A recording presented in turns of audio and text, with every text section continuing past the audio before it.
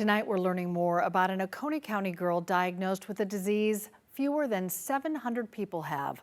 Our Chase Howell talked with the child's mom about life with the disorder. Two little ponies swimming in the ocean. 6-year-old Colby Schooneman loves to sing and will say hi to just about anyone or give a little. But Colby isn't your ordinary little girl. At 18 months, she was diagnosed with KIF 1A associated neurological disorder, otherwise known as CAND. When you really stop and think about what this disorder can do to your child, and you can't do anything about it, it's just a very helpless feeling.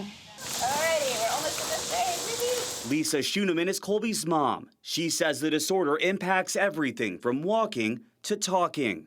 She does occupational therapy for fine motor skills. She does speech and feeding therapy.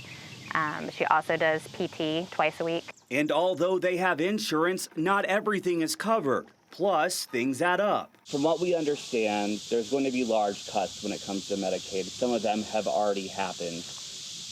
What would happen if Medicaid was cut from your family, and how would that essentially affect Colby? So Colby will receive extra support that her primary insurance won't cover.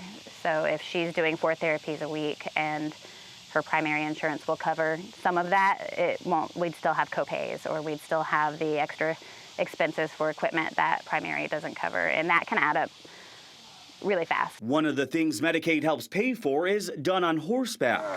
Up and over, ma'am.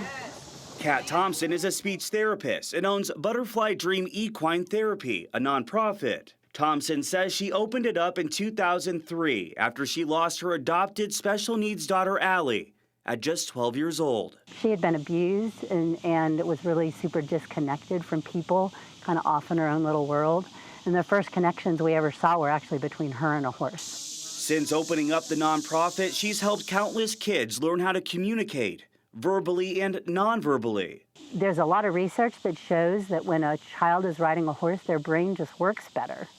And so we see greater progress toward our goals if the child is riding a horse, or while a child is riding a horse, than if we're in a traditional clinic environment. As for Colby, that stands true. Her mom even calls it a game changer and hopes it's something they'll be able to continue. In Oconee County, Chase Howell, 11 Alive News.